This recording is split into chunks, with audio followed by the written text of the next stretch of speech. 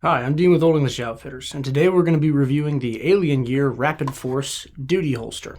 Now, I had my eye on this for some time. At my old job, when I used to work in law enforcement, one of our guys started running one of these, and I liked how it looked, but I had never put hands on and kind of tested. You'll know if you've ever had anything to do with law enforcement, there is a very good resistance to getting away from Safariland, because Safariland's a proven product. Right? They work. They do make a holster for pretty much every gun, light, optic combination, with a few exceptions. They are proven, and that's a big thing in law enforcement and military. A track record of success and good performance and durability is more important than anything else. Everyone kind of has been a bit hesitant about the Rapid Force. I like to remain a little bit open-minded, so I wanted to get one and test out. And I have to say, I am very impressed. I do have Safariland holsters. I do run them, but the Rapid Force has a lot to offer, not only in construction, but also how it works. There are a few kind of glaring issues with Safariland, specifically level 3, that this does not have. I'm out of law enforcement now, but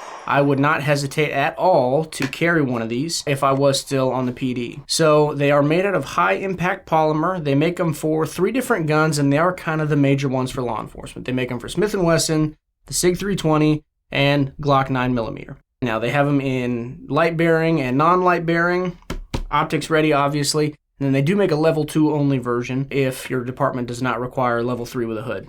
The practical use of this holster is pretty enjoyable. So, the draw stroke specifically, if you've ever run a Safariland level 3, you can run them good. Lots of guys do. I did. They're not really a problem, but there are a few things you'll see if you look up videos of cops doing the holster dance, where they're just fumbling around with their holster and trying to draw, because the Safariland requires you to do 2 different motions in 2 different directions.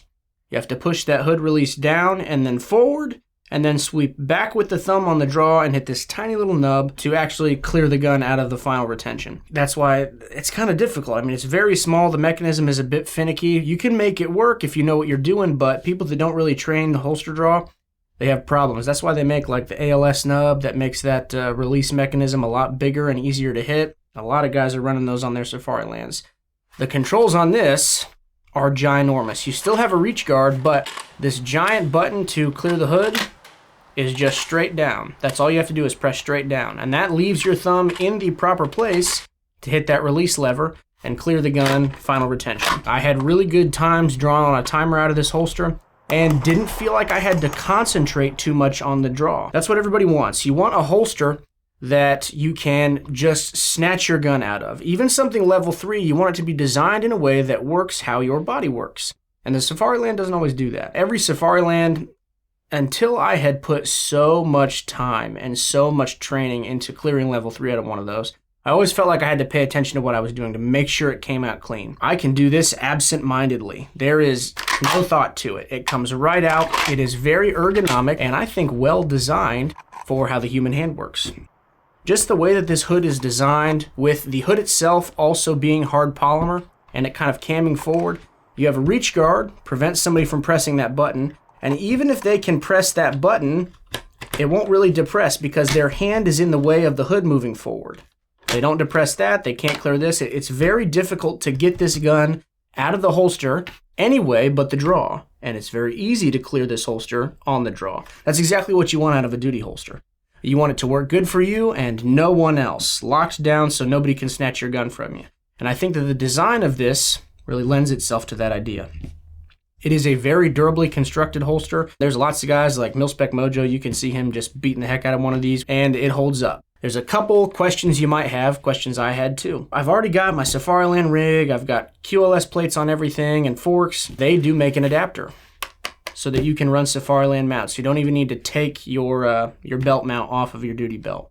You can attach this, screw it right on, and run Alien Gear product. They do have their own belt mounting system, and it's a good system. It really is. It's a good system. It does stand on its own. It just didn't fit my belt the way that I like, and I wanted to test the adapter, see if it would come loose, see if it would work, see if it changed the angle or made it stick out too far from my hip, and it did not. It is a truly seamless adapter. You can plug and play this holster on a Safariland rig with no issues. They have a few cool attachments for this.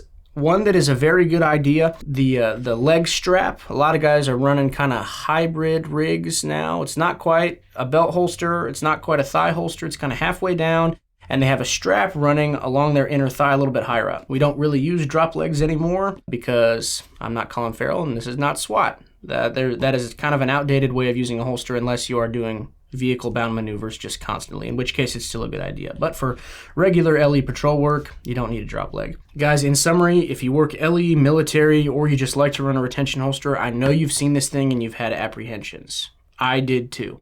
It's very hard to get away from Safariland. Safariland works, and it works very well. It has for years. But so does this thing. I cannot tell you enough, this thing works. We put it through its paces. I ran it through everything I would with a Safariland, and it held up. Not only did it hold up, it performed. You have accessories that are designed well, that work. You have seamless integration with the rig you've already got through a series of adapters. And the holster stands by itself. It has a good retention mechanism. It keeps everyone else from getting to your gun, but makes it easy for you to get to your gun.